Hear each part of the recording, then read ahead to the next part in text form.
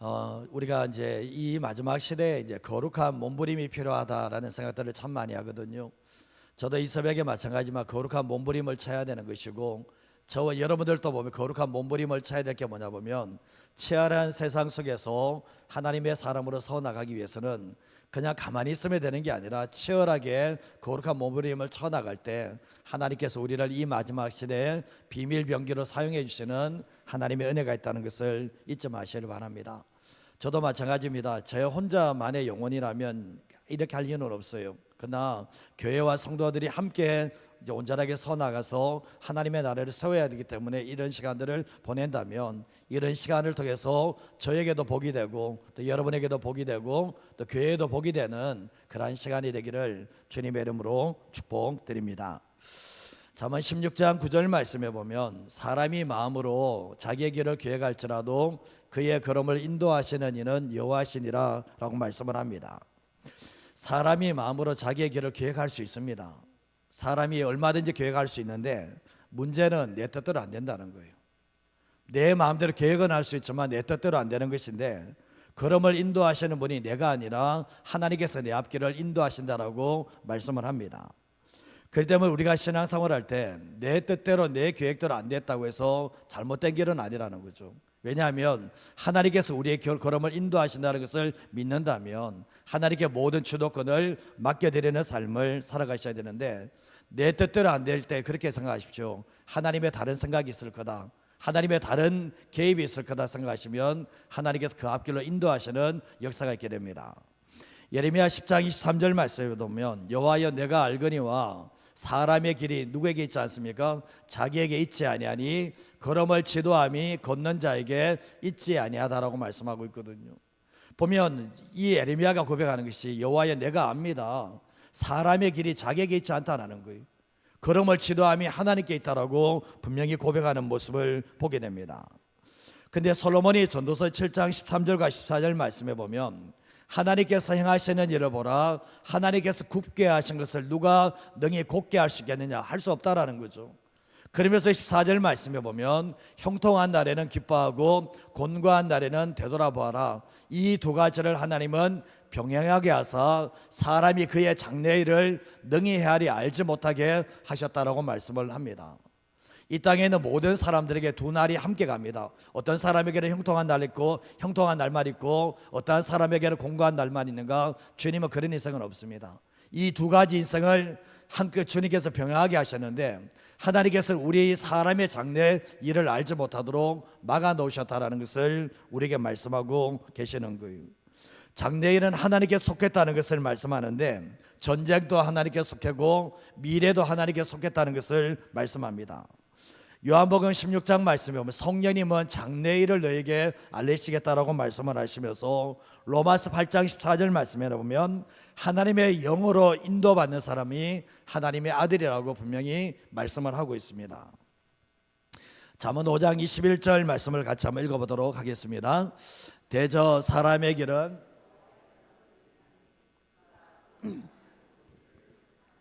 하시느니라. 아멘. 여기서 사람의 인생을 길에 비유하거든요. 사람의 길, 사람의 길은 여호와의 눈앞에 있다. 그리고 그가 모든 사람들의 길을 평탄하게 하신다라고 말씀을 합니다. 특별히 예수님을 믿는 사람들의 길은 여호와의 눈앞에 있습니다. 여호와의 눈앞에 있는데, 우리의 삶의 모든 길을 평탄하게 하시는 분은 하나님 아버지시라는 것을 믿고 살아가셔야 된다는 거죠. 그 이사야 55장 7절에서 9절 말씀에도 보면, 악인은 그의 길을, 불의한 자는 그의 생각을 버리고 여호와께로 돌아오라, 그리하면 그가 긍휼히 여기시리라. 우리 하나님께로 돌아오라, 그가 너그럽게 용서하시리라. 이는 내 생각이 너의 생각과 다르며 내 길은 너희의 길과 다름이니라, 여호와의 말씀이니라 라고 말씀하고 있습니다. 여기서 악인은 그의 길을, 불의한 자는 그 생각을 버리고 주님께 돌아오라고 말씀하는데, 너가 생각하는 길이 있고 내가 생각하는 길이 다르다는 거예요. 너의 생각과 나의 생각이 다르다라고 주님이 말씀을 하시는데, 하나님과 나의 생각이 하늘과 땅 차이고, 하나님께서 인도하시는 길과 내가 생각하는 길이 하늘과 땅 차이라는 것을 분명히 말씀하고 계시다는 거예요. 그래서 이 구절 속에서는, 이 모든 구절 속에는 길이라는 단어가 있습니다. 길이라는 단어가 있거든요. 그래서 우리는 삶을 살아갈 때 예수 믿고 난 이후에는 내 길을 가는 것이 아니라 하나님께 맞춰서 가는 삶을 살아가는 것이 올바른 길이라는 것을 기억하셔야 됩니다. 근데 우리가 미래를 예측하는 사람들이 있거든요. 요즘도 보면 미래를 예측하는 사람들이 있잖아요. 근데 그 예측이 맞는가? 그렇지 않습니다. 우리가 보면 미래를 예측하는 사람들이 지금 부정적인 현실이 있으면 정말 더 암담한 미래를 예측하는 사람이 있는가 하면 지금 어쩌면 긍정적인 현실이라면 앞으로도 더 소망적이라고 얘기하면서 결국 미래를 예측하는 사람들이 있거든요. 근데 꼭 그렇게 되는가? 그렇게 되지 않습니다. 왜냐하면 항상 변수가 있습니다. 그런데 예수 믿는 사람에게는 항상 하나님이라는 변수가 있다는 것을 알게 되는데 성경 말씀에 보면 주께는 천년이 몇절 같다고요? 하루 같다는 거예요. 하나님은 천년의 시간을 하루처럼 꿰뚫고 보고 계시다는 거예요.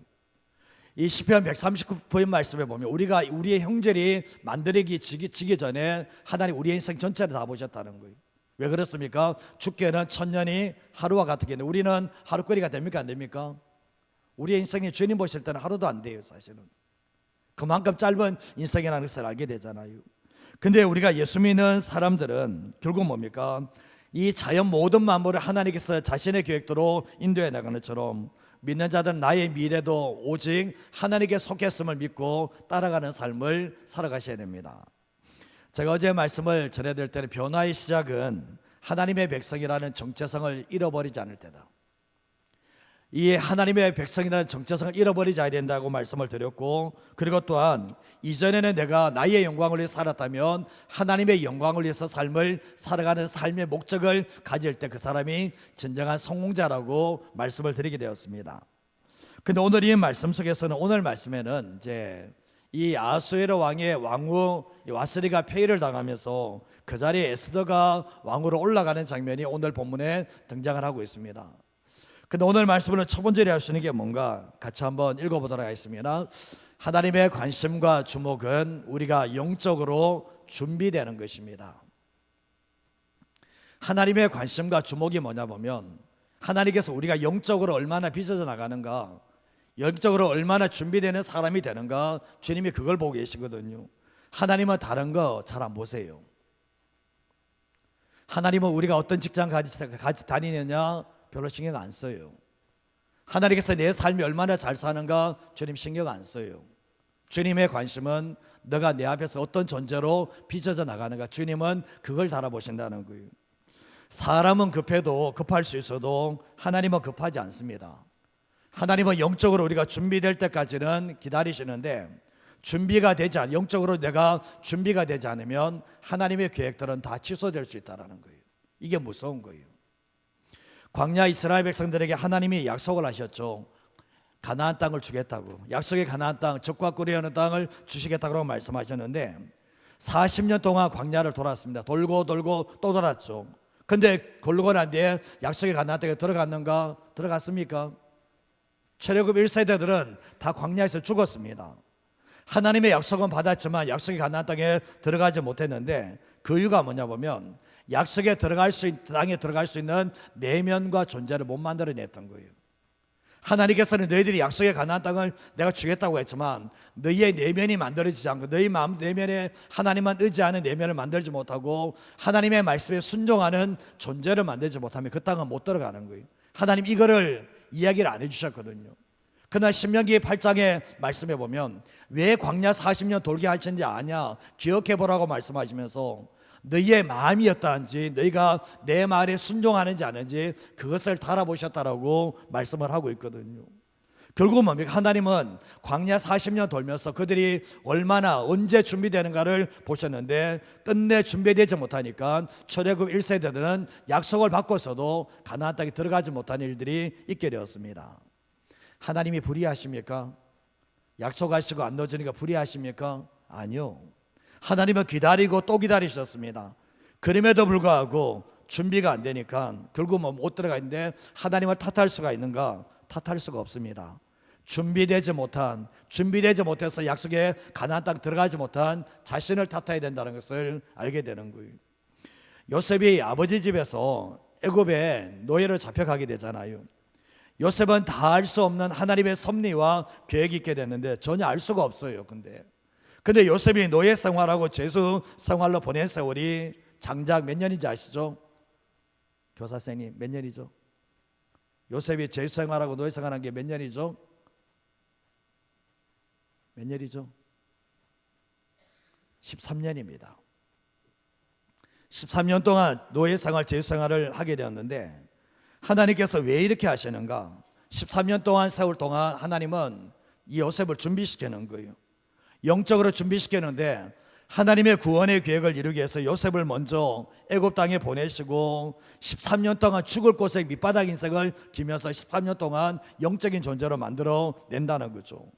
영적인 존재가 되었을 때 하나님은 세일을 행하시는 모습을 보게 되거든요.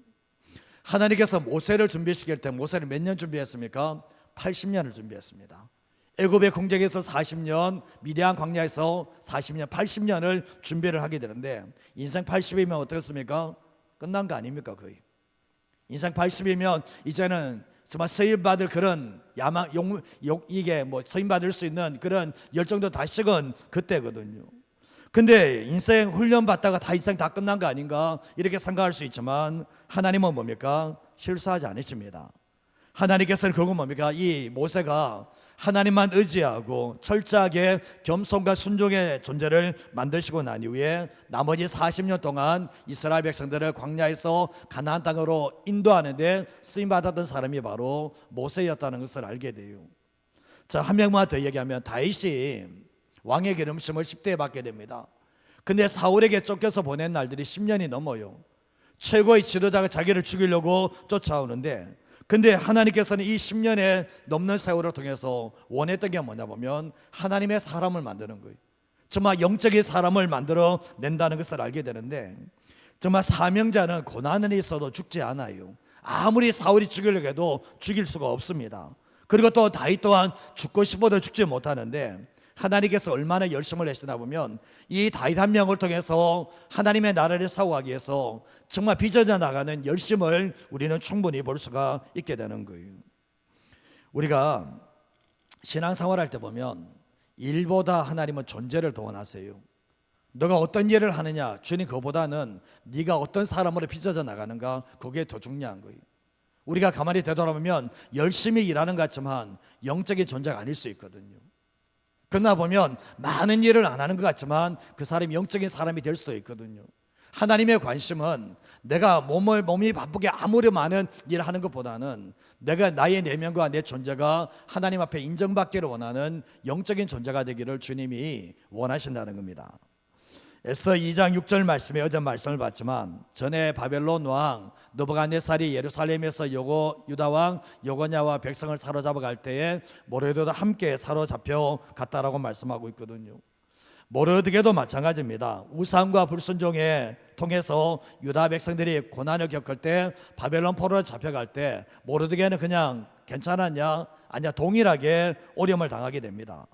근데 고난 가운데서도 보면 영적으로 준비되는 사람들이 있는가 하면 고난 가운데서도 영적으로 준비 안 되는 사람이 많은데 정말 유다 백성들이 바벨론 포로로 잡혀갔을 때 영적으로 준비된 사람들은 소수입니다.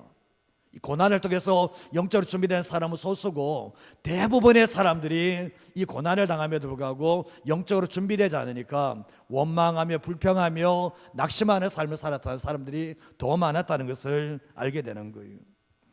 출생은 운명이지만 인생은 가능성이거든요.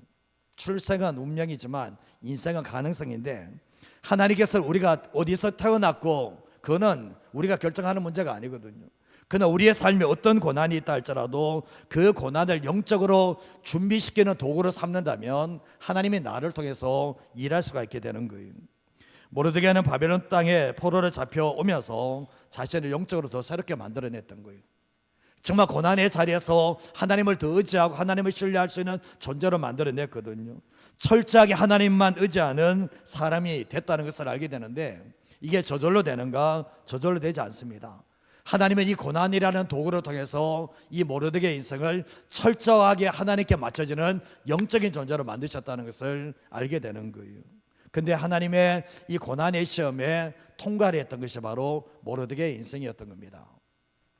2장 7절 말씀에도 보면 어제 말씀드렸지만 하다사 곧 에스더는 부모가 없습니다. 근데 부모가 어떻게 죽었는지 알 수가 없어요. 근데 부모가 죽은 후에 모르드게가 이 에스더를 양육하게 되는데 치명적인 약점을 가지고 있었거든요. 그는 뭡니까? 정말 자기의 인생, 부모 없는 인생이라고 생각하면서 자기를 함부로 정말 내팽개치는 삶이 아니라 모르드게의 손에서 철저하게 신앙 교육을 받고 자람으로 말미암아 하나님이 원하시는 영적인 존재가 됐다는 것을 알게 되는 거예요. 근데 결국은 뭡니까? 하나님께서는 사람들은 방법에 관심이 있겠지만 하나님은 사람에 관심이 있습니다. 너가 어떤 사람이냐에 관심을 갖고 있다는 것을 알게 되는데 우리의 하나님은 우리에게도 마찬가지라는 거예요. 하나님께서는 우리에게 원하는 게 뭔가? 예수 믿는 사람이 우리에게 원하는 게 뭐냐? 내 삶에 치열하게 삶을 살아가는 것보다 더 중요한 것이 우리가 하나님 앞에서 영적으로 준비된 사람이 되기를 주님이 원하신다는 거예요. 때때로 사람에게 상처를 입기도 합니다. 때때로 넘어지고 실패하기도 합니다. 때때는 고난 가운데서 가슴을 움켜잡고 밤을 새기도 합니다. 왜 그렇게 하신지 아십니까? 내 뜻대로 안 되는 자리에서 하나님만 바라보는, 하나님만 신뢰하는 영적인 존재로 주님이 만들기를 주님이 원하신다는 거예요. 모르드게와 에스겔도 마찬가지예요. 바벨론 포로로 가서 정말 모르드게가 얼마나 많이 힘들었을까요? 그 상황 가운데서 하나님으로 이겨내려고 하는 그런 몸부림 통해서 바로 영적인 사람이 만들어졌다는 것을 알게 되는 거거든요. 우리가 예수 믿는 사람에게 주님께서 원하시는 게 뭔가? 너가 얼마나 영적인 사람이 됐는가 이를 보시거든요. 사울과 솔로몬은 뭡니까? 연단과 훈련을 건너뛰어 버렸거든요. 건너뛰니까 영적인 사람이 되는가? 고난을 통해서 영적인 사람이 만들어지는데 고난을 건너뛰니까 영적인 사람이 되는가? 되지 않는 모습을 보게 됩니다. 우리가 신앙생활할 때 내가 하나님 앞에 준비되면 하나님이 나를 찾아오세요. 나를 통해서 영광 받으시게 찾아오시는데 내가 영적으로 준비되지 않으면 하나님은 그 사람을 찾아가지 않아요. 하나님은 그 사람을 통해서 일하지 않아요. 왜 하나님의 백성들이 이렇게 많은데 쓰임받지 못하는가? 영적으로 준비가 안 되니까. 하나님은 기회를 주심에도 불구하고 자기가 영적으로 새롭게 빚어져 나가지 않으니까 하나님이 사용하지 못하는 모습을 보게 됩니다. 그래서 우리는 신앙생활할 때도 하나님의 관심과 주목이 어디 있는가? 내 삶이 아니에요. 물론 내 삶 속에서 하나님의 영광 돌리는 삶을 원하겠지만 하나님의 1차적인 목적, 관심이 어디 있나 보면 내가 하나님께 맞춰지는 영적인 사람이 되기를 원하는 것이 하나님께서 우리에게 원하시는 모습이라는 것을 기억하셔야 돼요. 그래서 예수 믿는 사람은 내 삶은 하나님이 인도해 나가신다면 내 존재가 정말 세상 속에 있지만 하나님의 내 생각이, 내 가치관이, 내 마음이 영적인 사람으로 빚어져 나가고 있는가 항상 그것을 점검하며 살아갈 수 있는 저와 여러분의 인생이 되기를 주님의 이름으로 축복드립니다.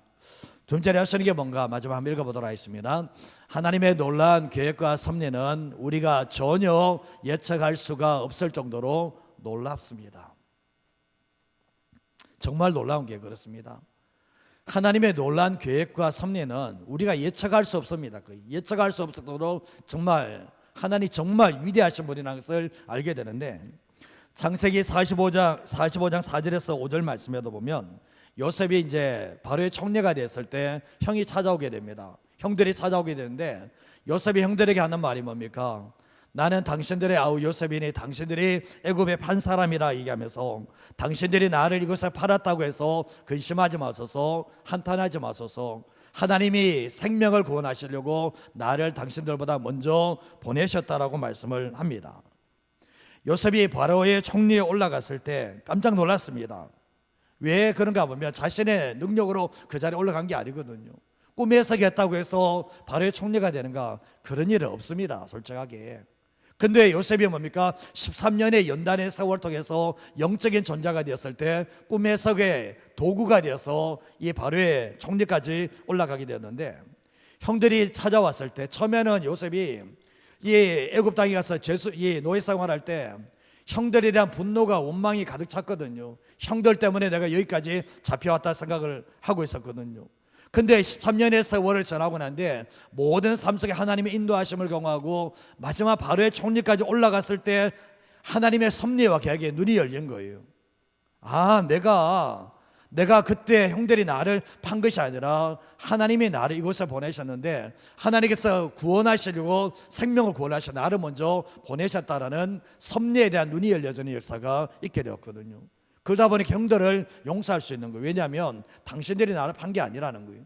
당신들이 나를 판 게 아니라 하나님이 당신을 통해서 나를 여기 보내셨다라고 고백을 하게 되는데, 요셉이 소름이 끼칠 정도로 이 하나님의 섭리에 대해서 눈이 열렸을 때 소름이 끼칠 정도로 하나님의 은혜에 대해서 감격하는 시간이 있었다고 분명히 봅니다. 오늘 이 에스더 말씀은 하나님이라는 단어가 없다, 성경에서 하나님이라는 단어가 없는 본문이 이 에스더거든요. 그러나 모든 역사에 하나님의 손길이, 눈에 보이지 않는 하나님의 손길이 함께하고 있다는 것을 보게 되는데, 아무도 하나님을 믿지 않고 인정하지 않는다 할지라도 하나님의 섭리와 계획은 여전히 움직이고 있다는 것을 알게 됩니다. 에스더 1장 11절과 12절 말씀해 보면, 왕후 와스디를 청하여 왕후의 관을 정죄하고 왕 앞으로 나오게 하여 그의 아리따움을 뭇백성과 지방한들에게 보이게 하라 하니 이는 왕후의 용모가 보기에 좋았다라고 말씀하죠. 근데 왕후 와스디가 내시가 전하는 왕명을 어떻게 합니까? 따르기를 거절해버립니다. 싫어해버립니다. 근데 왕이 진노해서 마음속에 불 붙는 것 같이 되는 일들이 있게 되었거든요. 근데 결국은 뭐냐 보면, 이게 이 당시 때는 이제 보면, 이 당시 때는 왕후를 나오라고 했을 때는 왕후가 이 머리에 관만 쓰고 이게 전라의 몸으로 와서 춤을 추는 그런 게 있었거든요. 그러니까 못 나간 거죠. 안 나간 거죠, 사실은. 근데 이게 결국은 빌미가 되어서 뭡니까? 와스디가 폐위당하는 일들이 일어나게 되었습니다. 이게 우연이라고 생각하십니까? 우리는 생각할 때, 우리는 우연이라 생각할 때 많이 있지만 성경을 보시면 왕후 와스디가 폐위되는 것은 우연이 아니에요.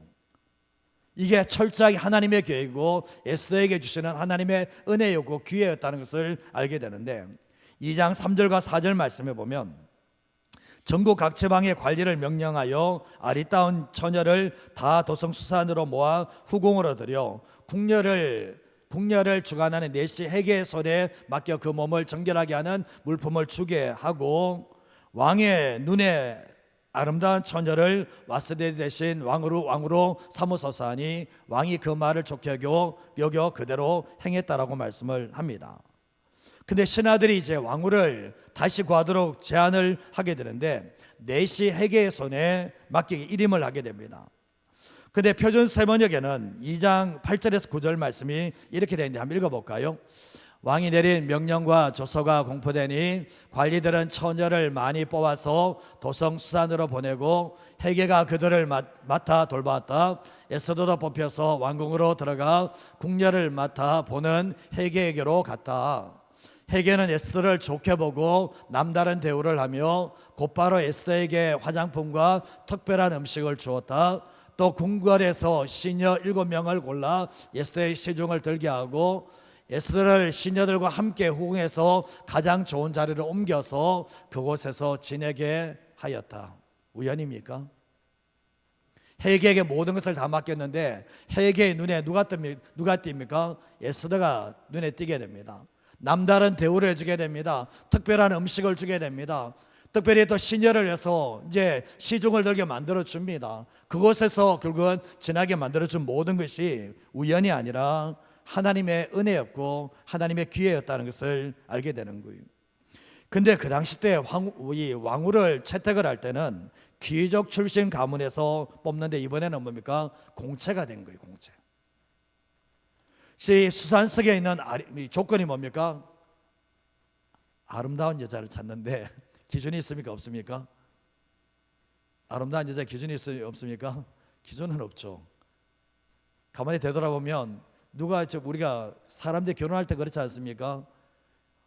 그렇죠. 사람의 눈에 다 자기 눈에 맞으니까 다 아름답고 잘생기게 하는 거 아닙니까? 아닌가요?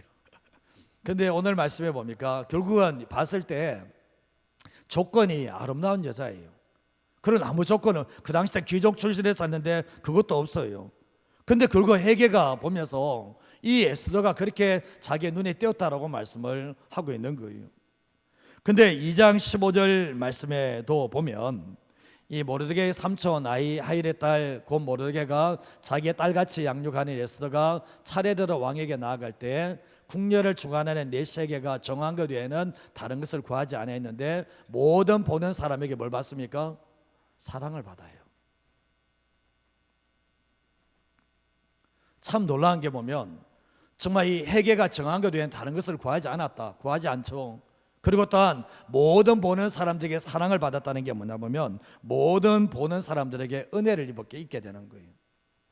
근데 다니엘이 마찬가지 않습니까? 다니엘이 있을 때 환관장에게 은혜를 입어서 결국 뭡니까?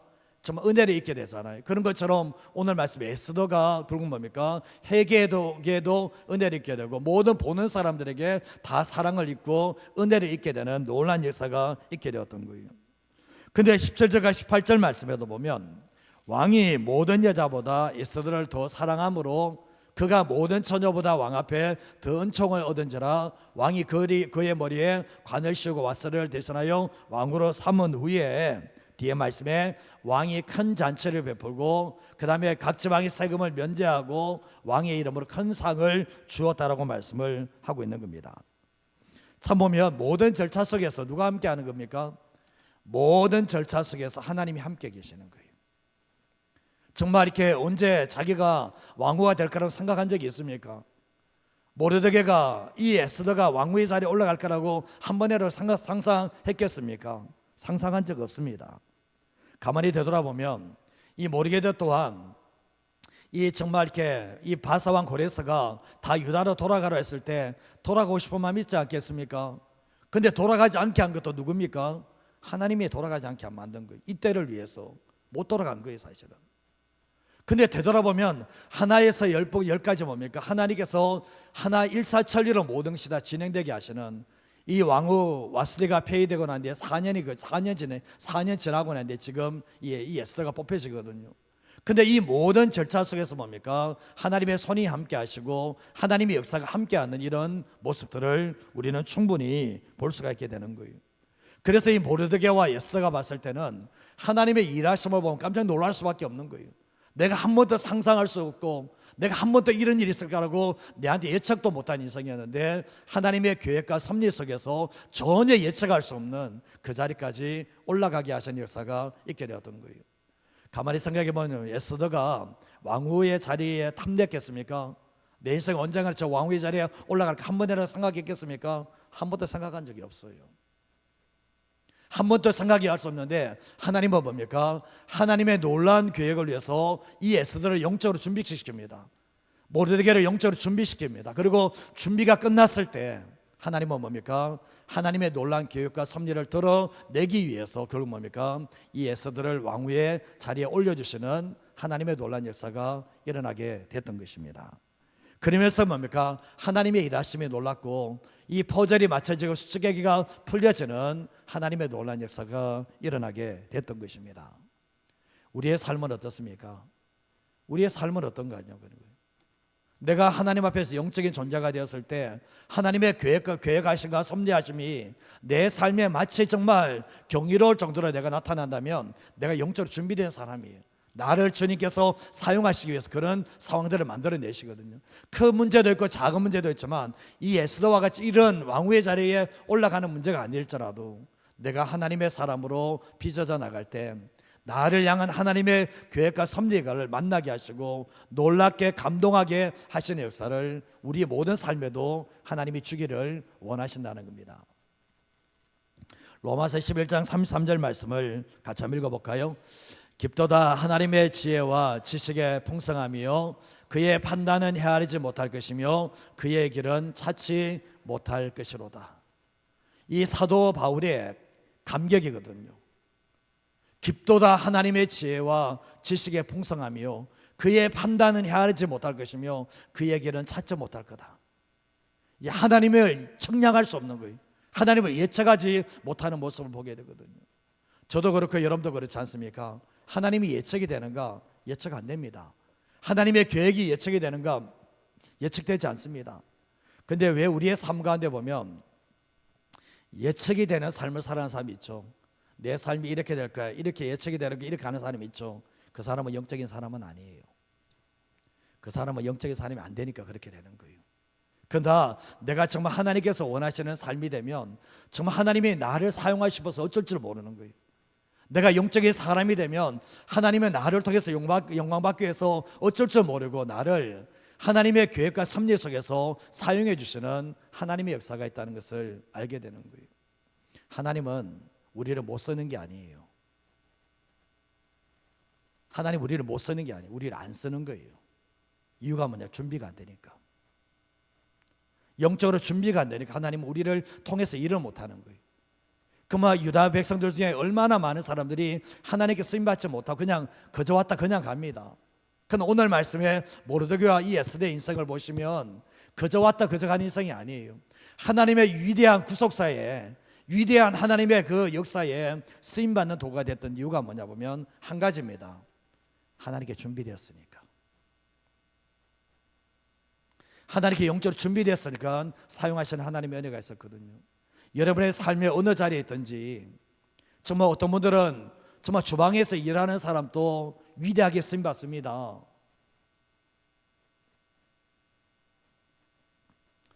하나님께서는 그렇습니다. 우리의 인생 자체가 하나님의 눈에 특별한 인생 되기를 원하는 거예요. 하나님께서 우리를 통해서 자신을 드러내기를 원하는 거예요. 그런데 하나님께서 우리에게 원하는 것은 철저하게 너 자신이 내게 맞는 존재가 되어야 된다. 완벽할 수는 없어요. 그러나 주님은 뭡니까? 우리가 영적으로 준비되어지게 되면 내가 세상 속에서 소금과 빛된 삶을 살게 되고 세상 속에서 하나님의 나라를 세워갈 수 있는 하나님의 사람으로 사용하신다는 것을 알게 되는 겁니다. 그 꿈을 꾸셔야 돼요. 그냥 조금 잘 사는 것, 조금 더 편한 건 그걸 꿈꾸는 게 아니라 정말 내 한 번뿐인 인생 자체가 하나님께서 나를 통해서 일하시는 그 놀라운 섭리들과 계획들을 발견해 나갈 때 정말 하나님을 찬양할 수밖에 없고 천국에 가서도 나를 사용해 주신 그 하나님께 모든 영광 올려드리는 삶을 살아갈 수 있다는 것을 기억하셨으면 합니다. 무슨 얘기인지 아시겠습니까? 제가 무슨 얘기를 하시는지 아시겠어요? 상황은 다 다릅니다. 우리의 직장도 다르고 가정도 다르고 모든 상황은 다 다르지만 하나님은 그 상황 가운데서 원하는 게 뭐냐 보면 너는 내 사람이 되라는 거예요. 이거 하나예요. 그래서 남이 보지 않는 시간 속에서 철저하게 자신을 만들어 나갈 때 하나님께서 우리를 통해서 하나님의 계획이 이루어진다는 것을 잊어버리지 마시고, 저는 우리 주님의 모든 교회 성도님들이 그저 왔다 그저 가는 그냥 아무것도 없는 그런 인생 살아가지 마시고 철저하게 내 자신이 하나님의 마음이 아파한 영적인 존재가 되어서 마음껏 하나님께 쓰임받다가 하나님 나라에 들어갈 수 있는 우리 모든 성도 되시기를 주님의 이름으로 축복합니다. 이 시간 우리 좀 전에 불렀던